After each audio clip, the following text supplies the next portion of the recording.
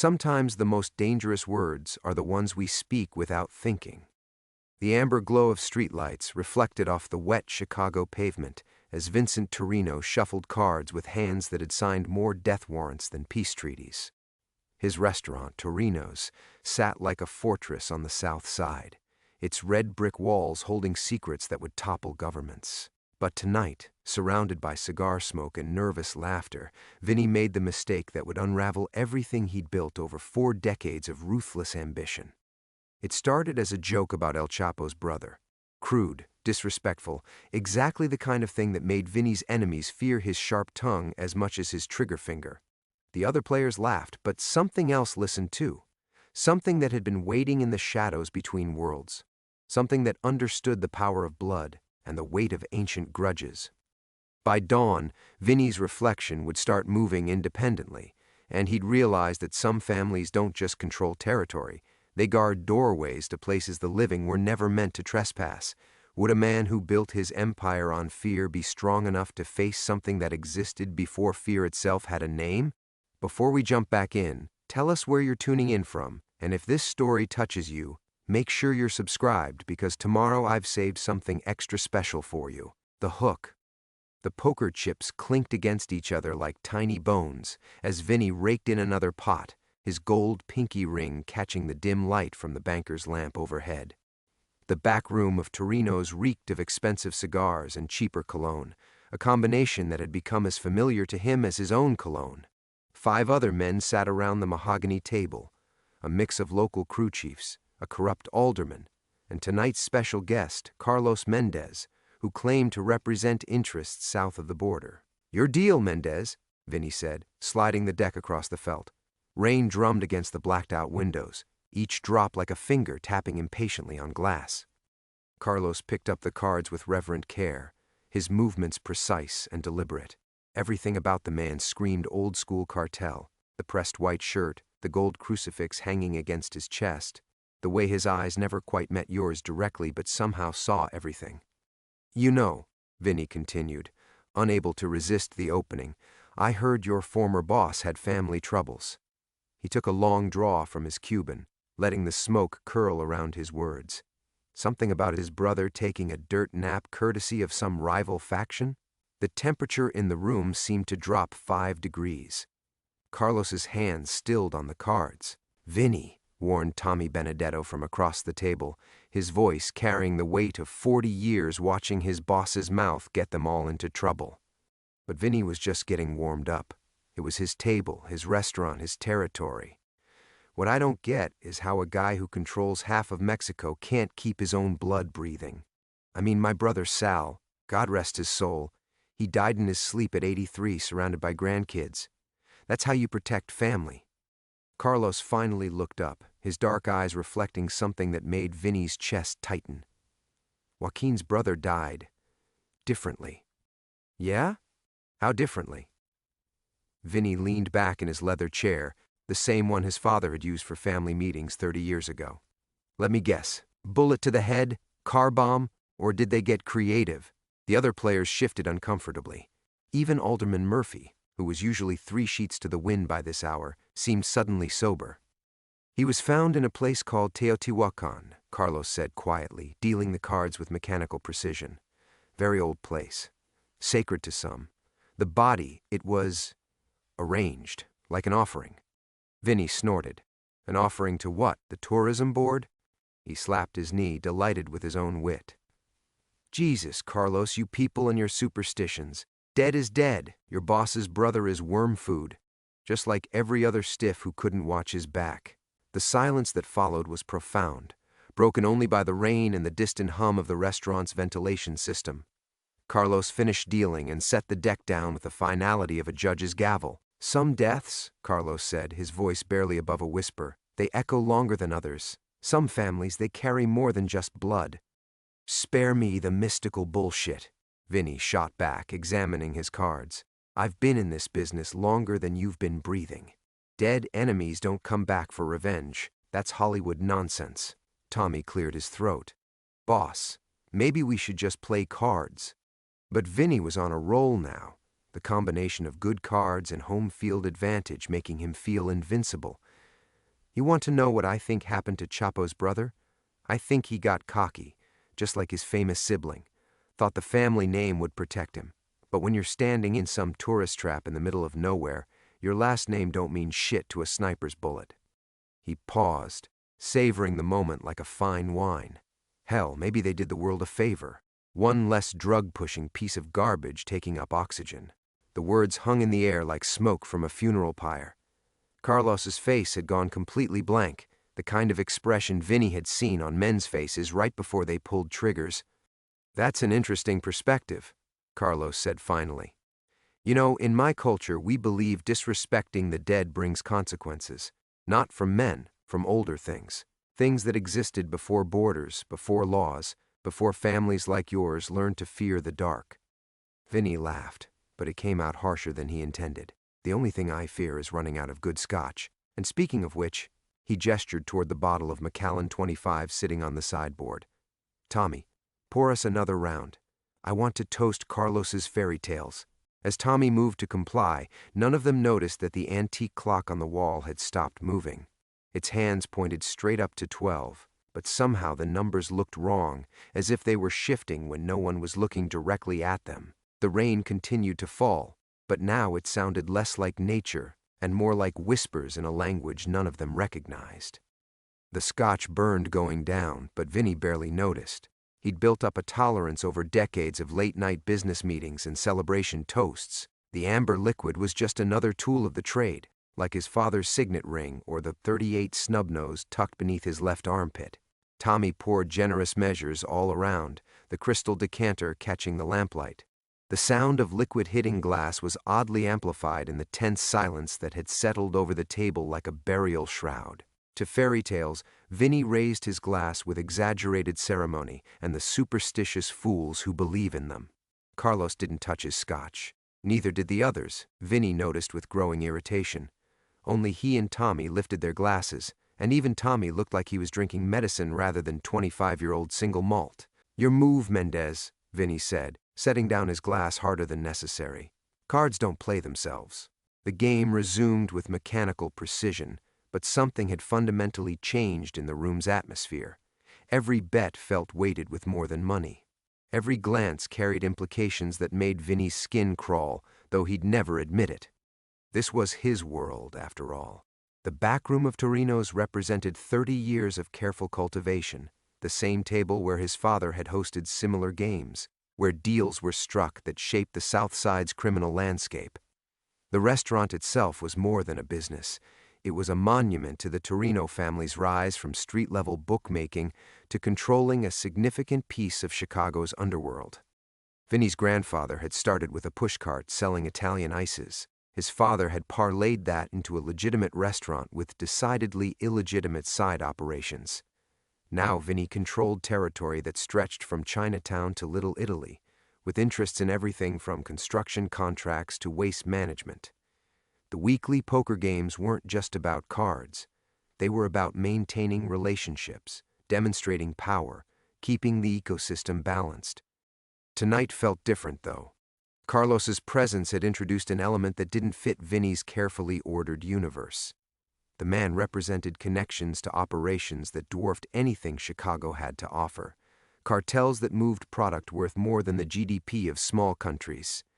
Vinny should have been more careful, more diplomatic, but diplomacy had never been his strong suit.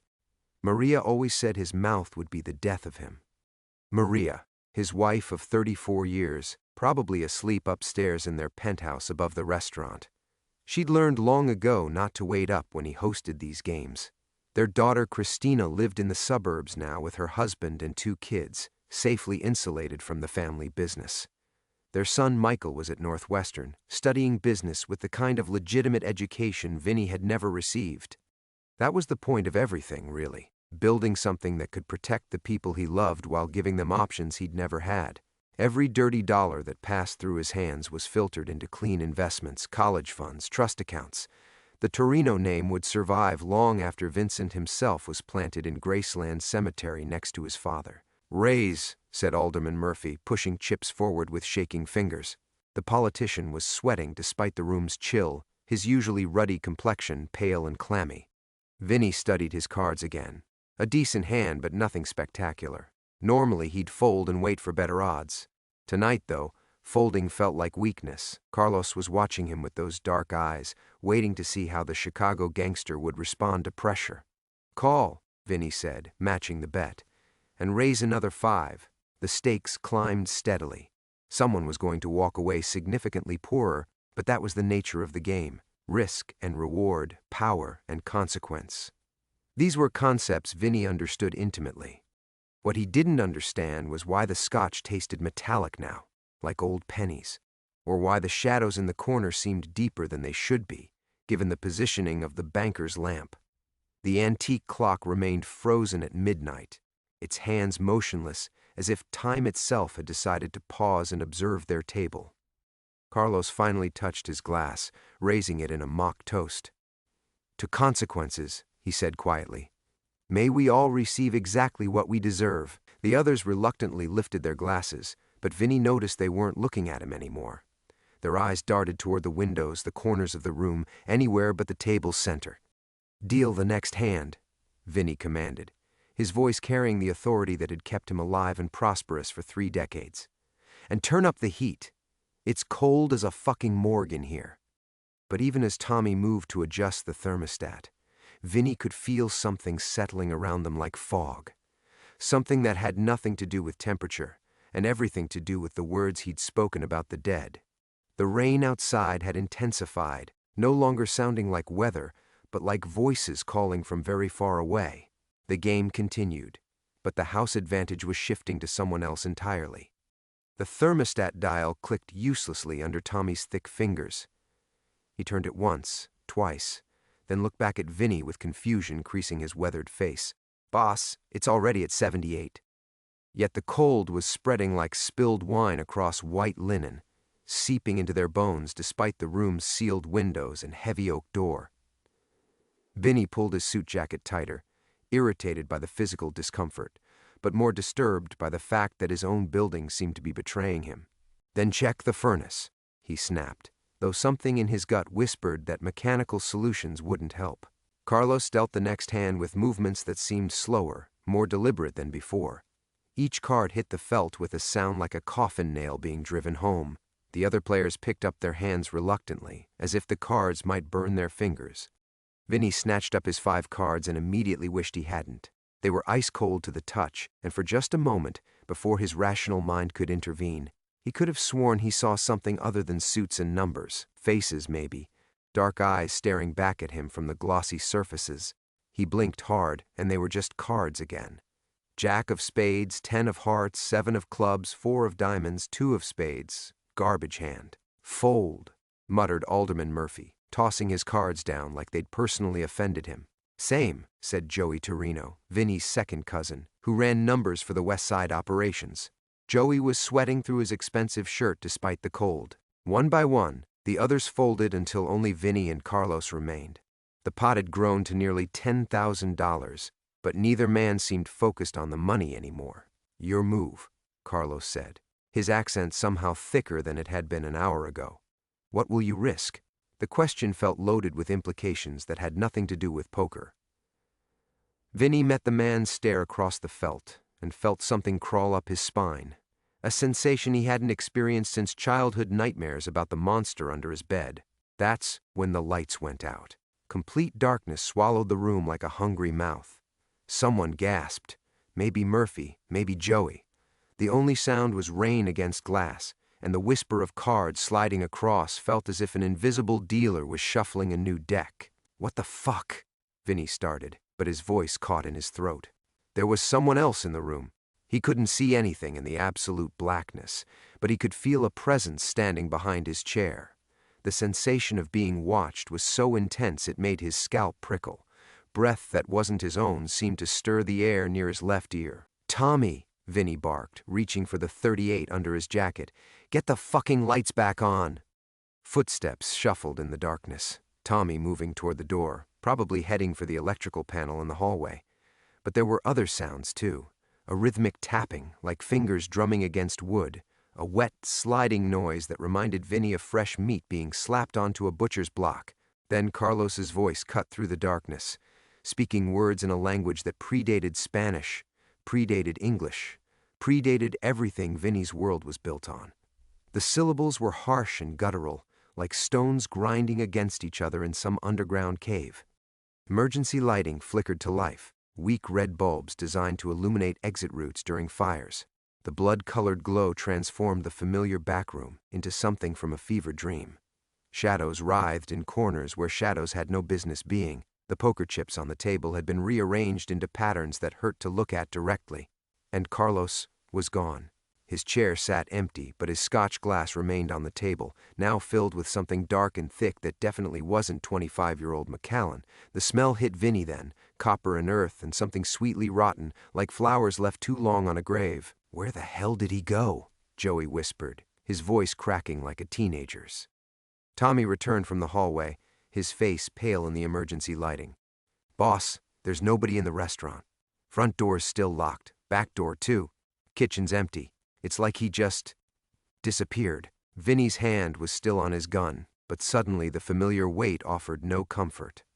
For the first time in 30 years of criminal enterprise, he was facing something his weapons couldn't solve, his connections couldn't fix, his money couldn't buy off. The clock on the wall, still frozen at midnight, began to chime. 13 times, 14, 15.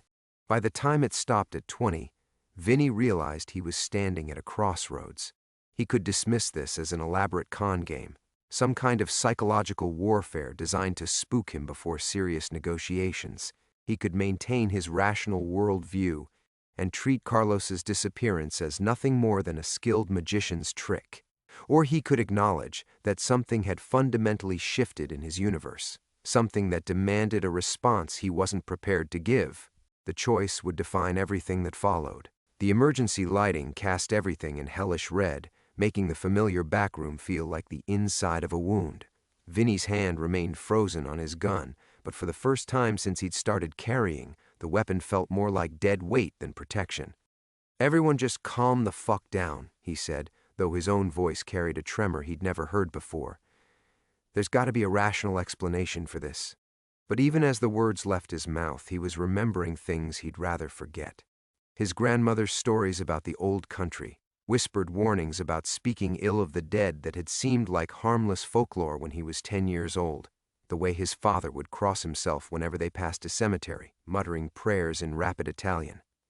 How Maria would scold him whenever he made jokes at funerals, insisting that some things weren't meant to be mocked. "Boss." Tommy's voice was steadier than the others, but Vinny caught the uncertainty underneath. "What do you want us to do?" What did he want them to do? Call the cops? Report that a Mexican cartel representative had mysteriously vanished from a locked room during an illegal poker game? Contact his lawyers? Demand they file a supernatural disturbance complaint?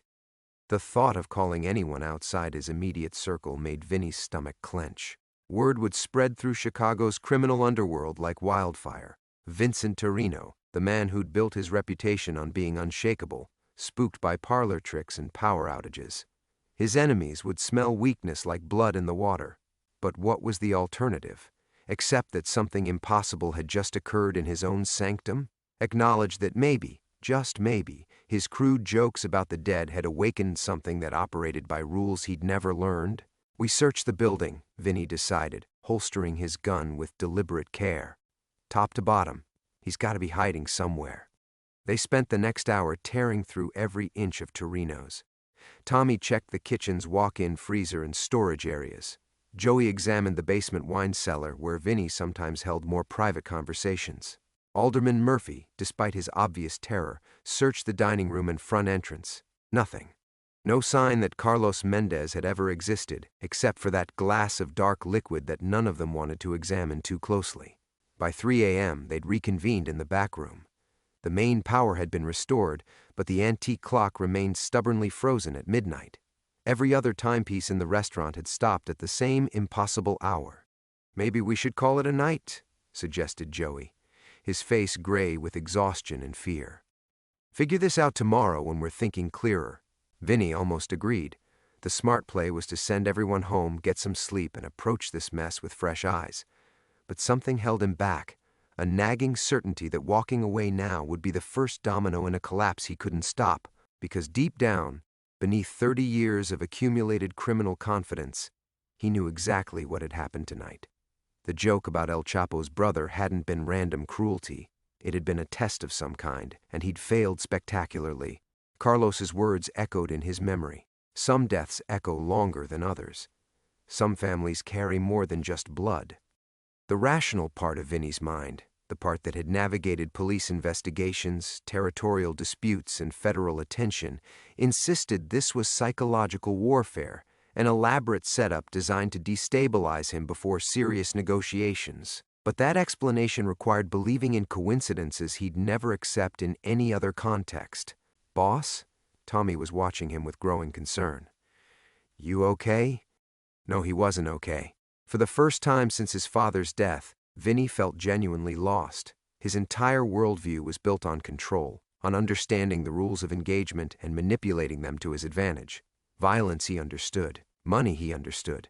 Fear and respect and the delicate balance between them. These were his native language. But this was something else entirely. He thought about Maria sleeping upstairs, probably dreaming of their planned vacation to Sicily next month. About Christina's kids, who called him Nano and begged for piggyback rides whenever the family gathered for Sunday dinner. About Michael, whose business school professors would never suspect that his tuition came from loan sharking and protection rackets. Everything Vinny had built, everything he'd sacrificed for, suddenly felt fragile as spider silk. Whatever he'd awakened tonight wouldn't just target him. It would come for his family, his legacy, everything that mattered. But admitting that meant admitting he'd lost control of his own story. It meant accepting that some forces couldn't be negotiated with or bought off or intimidated into submission. The dark liquid in Carlos's glass had begun to smoke, filling the room with that graveyard stench of rotting flowers and damp earth. "We're done for tonight," Vinny said finally, though he suspected this was just the beginning. "Everyone goes home. Nobody talks about what happened here. We'll figure out our next move tomorrow." As his men filed out, Vinny remained alone with his doubts and the growing certainty that tomorrow might already be too late. The restaurant fell silent except for the rain's relentless drumming against the windows. Vinny sat alone at the poker table, staring at Carlos's abandoned glass. The dark liquid had stopped smoking, but the stench of rotting flowers lingered like a curse. He should go upstairs to Maria, should crawl into their bed and pretend this was just another night of business deals gone sideways. But his legs felt rooted to the chair, his hands unwilling to move from the green felt where everything had changed. The glass seemed to pulse in the overhead light, its contents thick as motor oil. Without thinking, Vinny reached for it. The moment his fingers touched the rim, the temperature plummeted 20 degrees. His breath misted in the suddenly frigid air, and somewhere in the building's depths, something began to laugh. Not Carlos. This was older, rawer. The sound of earth settling over a fresh grave. "Jesus Christ," Vinny whispered. But even his own voice sounded foreign now, echoing strangely in the familiar room. That's when he saw his father. Salvatore Torino stood in the mirror behind the bar, wearing the same black suit they'd buried him in 15 years ago. His face carried the same disappointed expression he'd worn whenever young Vincent had disappointed him, which had been often. "You always had to push, didn't you?" Salvatore's voice came from everywhere and nowhere, like radio static between stations. "Never knew when to keep your mouth shut." Vinny's heart hammered against his ribs. "You're not real. I'm having a fucking breakdown, but you're not real." His father's reflection smiled without humor. "Real enough. You want to pretend this is stress? Fine. But that thing you awakened tonight, it's already moving, already reaching for the people you love." The mirror began to crack, spiderweb fractures spreading outward from Salvatore's image. With each crack came a whisper. Names, dates, details about Vinny's family that no hallucination should know. Maria's maiden name. Christina's first-grade teacher. Michael's dorm room number. "Stop," Vinny commanded, but his voice cracked like a child's. "You started this," Salvatore said as his reflection began to fade. "Now you finish it. Before it finishes them." The mirror shattered, sending silver fragments cascading to the floor like fallen stars. In the sudden silence that followed, Vinny finally understood what Carlos had been trying to tell him. This wasn't about cartels or territories or criminal politics. This was about something older, deeper, more dangerous than anything he'd encountered in 30 years of illegal enterprise, something that fed on disrespect for the dead and grew stronger with each act of mockery. His joke hadn't just offended Carlos. It had awakened whatever dark force protected the Guzmán bloodline, and that force wouldn't stop with Vinny. It would spread like cancer through everyone he'd ever loved, everyone who carried his name or shared his blood. The realization hit him like a physical blow. He'd spent decades building walls around his family, keeping them safe from his criminal world. Clean money for dirty hands, legitimate futures purchased with illegitimate means. But none of those protections meant anything against this. Vinny pushed himself away from the table, his decision crystallizing with sudden, terrible clarity. Running wouldn't work. Whatever was hunting him would follow. Hiding was impossible. It already knew where to find everyone who mattered. His usual solutions, violence, intimidation, bribery, were useless against something that existed beyond the normal rules of engagement, which left only one option. He had to find Carlos, had to track down whatever supernatural force he'd awakened and somehow make it right. The thought terrified him more than any FBI raid or rival family war, but the alternative was watching his loved ones pay for his arrogance. Vinny walked to his office safe and began pulling out items he'd hoped never to use. His passport kept current for emergencies, cash reserves in multiple currencies, contact information for associates who specialized in problems the law couldn't solve, and something else, a business card his grandmother had given him decades ago, pressed into his palm during her final moments in the hospital. "For when you face something bigger than yourself," she'd whispered, "when the old sins come calling." The card was yellowed with age, the text barely legible, but he could still make out an address in Mexico City and a name, Esperanza Valdez. Beneath that, a single word in faded ink, curandera, healer, or maybe witch, depending on your perspective. Vinny had never believed in such things before tonight, but belief was a luxury he could no longer afford. His family's safety depended on accepting that his rational world had rules he'd never learned, enemies he'd never imagined. The clock chimed 3:17 a.m., the first time it had moved since Carlos disappeared. Time to cross the threshold into a darker game entirely. Time to leave everything familiar behind and enter a world where the dead had longer memories than the living, and some jokes carried prices that couldn't be paid in blood or money. Time to discover what Vincent Torino was really made of. The first challenge came before dawn. As Vinny stuffed the ancient business card into his wallet, every piece of glass in the restaurant began to vibrate. Wine glasses behind the bar, mirrors on the walls, even the framed photographs of his family. The sound built to a crescendo that made his teeth ache, then stopped abruptly when he dropped the card. He retrieved it more carefully this time, wrapping it in his handkerchief. The message was clear.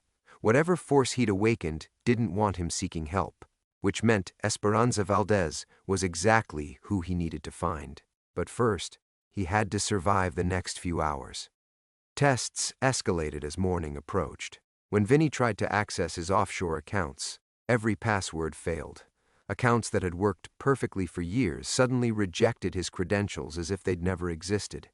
His secure phone line crackled with voices speaking that same ancient language Carlos had used, making it impossible to contact his most trusted associates. Even his own building seemed to turn against him. Elevator buttons rearranged themselves between floors. Hallway lights flickered in patterns that spelled out words in a script he didn't recognize but somehow understood. Turn back. Forget. Live. The final test came when he tried to leave. Standing at the restaurant's back exit with an overnight bag, Vinny found the door wouldn't budge, not locked. The deadbolt turned freely, but the door itself might as well have been welded to the frame. He threw his full weight against it, even retrieved a crowbar from the kitchen, but nothing worked. That's when he realized the truth. He wasn't being kept in. He was being protected. "Mr. Torino?" The voice made him spin around, crowbar still raised. A young woman stood in his kitchen, wearing a simple black dress and holding a leather messenger bag. She couldn't have been more than 25, with dark skin and intelligent eyes that seemed far older than her face. "How the fuck did you get in here?" Vinny demanded, though his heart was already slowing. For the first time since midnight, the presence in the room didn't feel malevolent. "Through the front door," It wasn't locked. She set down her bag carefully, like it contained something fragile. I'm Carmen Valdez. Esperanza was my grandmother. Vinny lowered the crowbar slowly. Was? She died 3 months ago, but she left instructions. Carmen pulled out a manila envelope, its edges worn smooth with age. She said someone would come asking about old debts and older enemies. Someone who'd made a joke that wasn't funny. The envelope contained photographs, dozens of them, spanning several decades. Crime scenes, Vinny realized, but not the kind he was familiar with. These showed symbols carved into flesh, bodies arranged in patterns that hurt to look at directly. Crime scenes where the investigators had clearly encountered something beyond normal police work. What am I looking at? He asked, though part of him already knew. The sangre de los antepasados. Blood of the ancestors. Carmen's voice carried the weight of inherited knowledge. It's not a cartel, Mr. Torino. It's something much older, a protection that follows certain bloodlines, activated when outsiders show disrespect for their dead. She pulled out another photograph, this one showing a Chicago crime scene from 1987. Vinny recognized the location, a warehouse where 3 members of the Torino organization had been found dead under mysterious circumstances. He'd been young then, dismissed it as rival family violence. They came for your people before, Carmen continued. Your father knew. That's why he made the deal. What deal? Protection. A binding that would keep the old forces at bay as long as certain rules were followed. No interference in Mexican operations. No mockery of their dead. No crossing of bloodlines. Carmen's eyes met his. You broke all 3 last night. The photographs scattered from Vinny's suddenly nerveless fingers. His father had never mentioned any supernatural agreements, but then again, Salvatore had kept many secrets. The old man's insistence on respecting certain territories, his refusal to expand into specific markets, his strange reluctance to work with particular families. It all made sense now. So what happens next? Vinny asked. I apologize? Pay some kind of supernatural fine? Carmen shook her head. It's gone too far for that. The protection is broken. They're already moving against your family.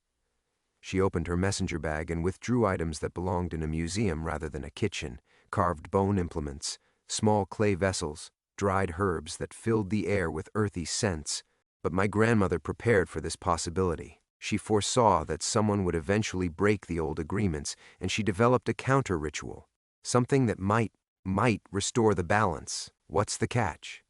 It requires payment, a life freely given to honor the life that was dishonored. Someone must take the place of El Chapo's brother in the realm of the ancestors. Carmen's voice dropped to barely a whisper. Someone must die, Mr. Torino, and it has to be someone connected to the original insult. The kitchen fell silent except for the rain and the steady tick of Carmen's antique pocket watch, the only timepiece in the building that still worked. Vinny understood now why the force had been trying to stop him from seeking help. This wasn't salvation she offered. It was a choice between damnation and sacrifice. Vinny stared at the bone implements scattered across his kitchen counter, their ancient surfaces carved with symbols that seemed to shift when he wasn't looking directly at them. The choice Carmen offered wasn't really a choice at all. It was a loaded gun pointed at everything he'd ever loved. How long do I have? He asked, surprised by the steadiness in his own voice. The blood moon rises in 3 days. That's when the ancestors' reach is strongest, when the veil between worlds grows thin. Carmen began arranging the ritual items with practiced precision. If we're going to act, it has to be then. 3 days to decide who would die for his arrogance. 3 days to prepare for a confrontation with forces that made his worst enemies look like choir boys. Vinny had faced federal indictments, territorial wars, and assassination attempts, but none of those had required him to choose between his own life and his family's safety. The irony wasn't lost on him. He'd spent 30 years insulating Maria, Christina, and Michael from his criminal world, building walls of legitimate businesses and clean money between them and the violence that funded their comfort. Now those walls were useless, worse than useless, because they'd given him a false sense of security. There might be another way, Carmen said, watching his face. My grandmother mentioned a possibility, though she warned it was even more dangerous than the blood sacrifice. Tell me. Direct confrontation. Enter their realm during the blood moon and face El Chapo's brother yourself. If you can earn his forgiveness, prove your respect for the dead through trial by ordeal, the protection might be restored. What kind of trial? Carmen's hesitation lasted several heartbeats too long. The ancestors judge through experience. You would live through his death, feel every moment of pain and terror he experienced. If you survive with your sanity intact, if you can accept that suffering as payment for your disrespect, then what? Everything goes back to normal? If the ancestors accept your penance, yes, but most people who attempt the ordeal don't return. And those who do? She trailed off, but Vinny caught the implication. They come back changed, broken, usually. My grandmother only knew of 2 men who'd survived similar ordeals. One spent his remaining years in a monastery, speaking only when spoken to. The other took his own life within a month. Vinny felt a bitter laugh building in his chest. Some choice. Sacrifice a family member or lose his mind attempting to earn forgiveness from a dead man he'd never met. Either way, Vincent Torino as he'd known himself would cease to exist. I need to see my family first, he decided, before I choose which way to destroy their lives. Carmen nodded. The building will let you leave now. They want you to see what you're fighting for, what hangs in the balance. But Mr. Torino, she caught his arm as he headed for the door. Don't tell them everything. The ancestors feed on fear. The more your family knows, the stronger the connection becomes. The drive to Christina's house felt like a funeral procession. Every red light, every stop sign gave Vinny time to study his daughter's neighborhood with new eyes. Soccer fields where his grandson played weekend games.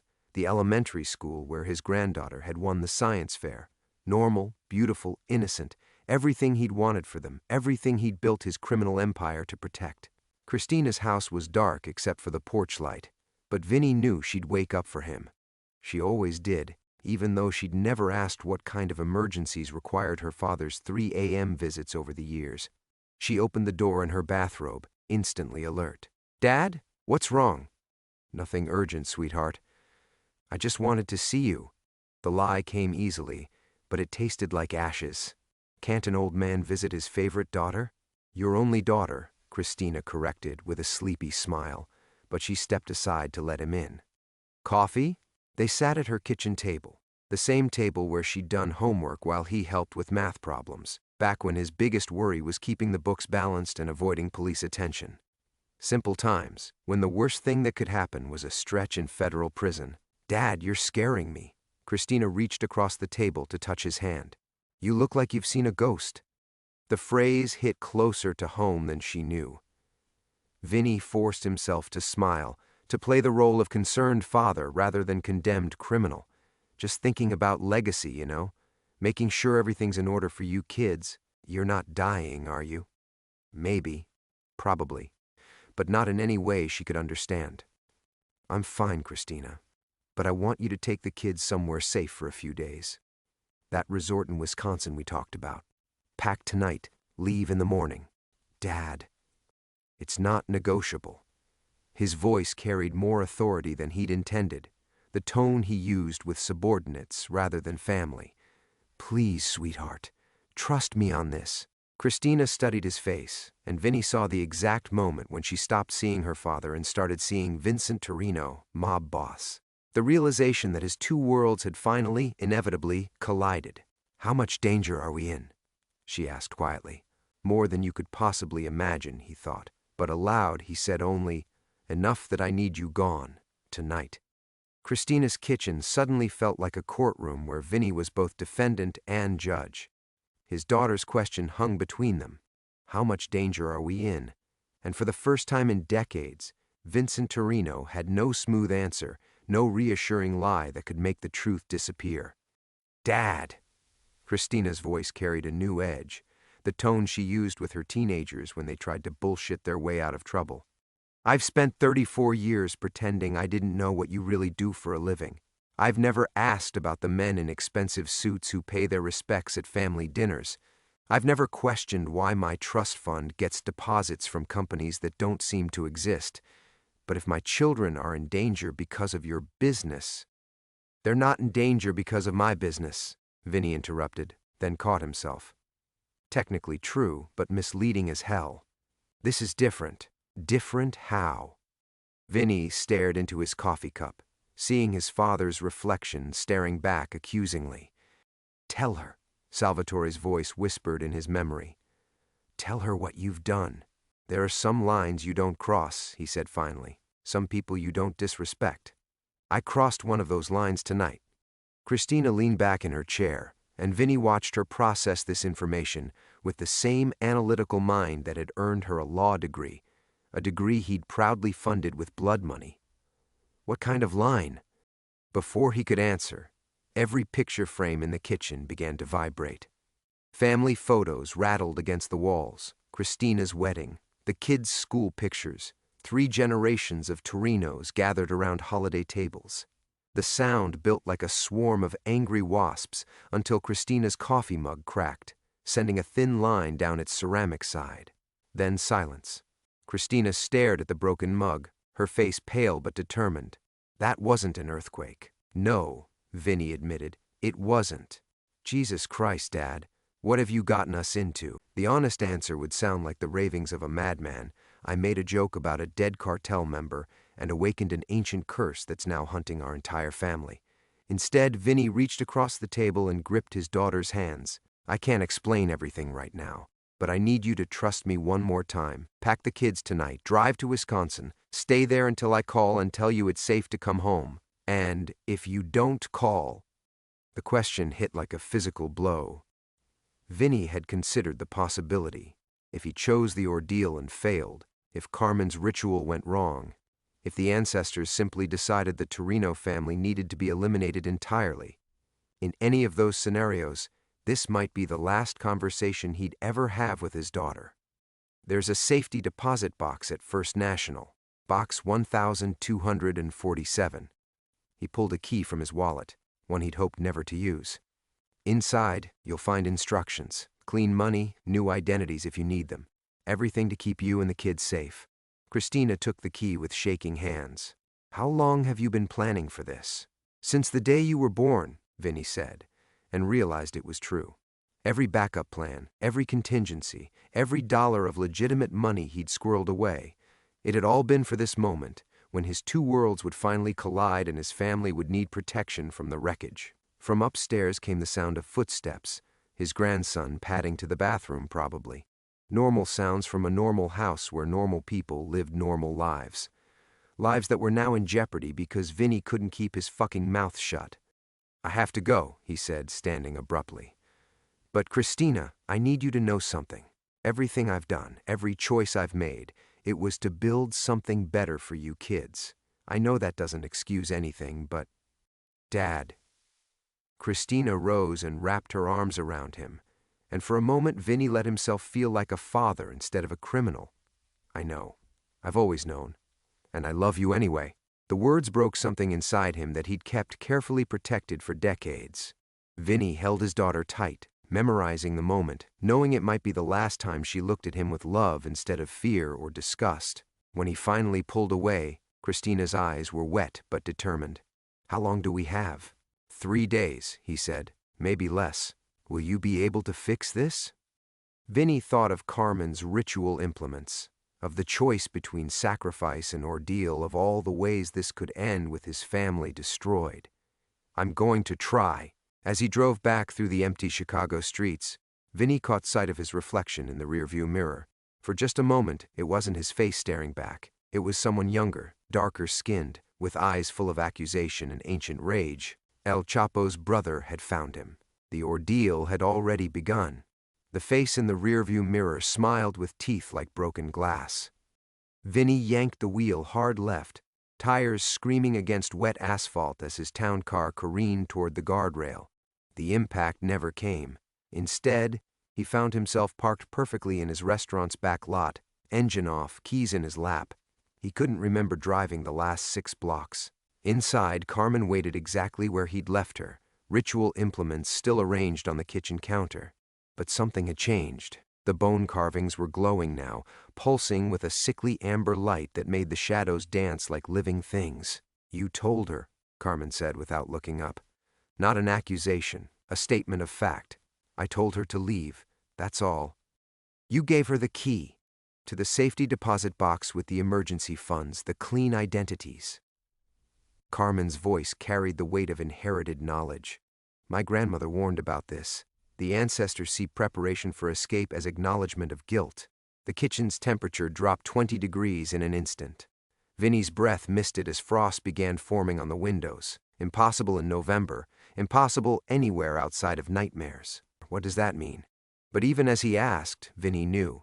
The supernatural forces hunting him had just shifted tactics.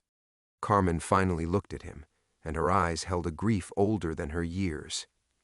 It means they've accelerated the timeline. The blood moon isn't for 3 days. It's tonight, in 6 hours. Through the frosted windows, Vinny could see the sky beginning to change.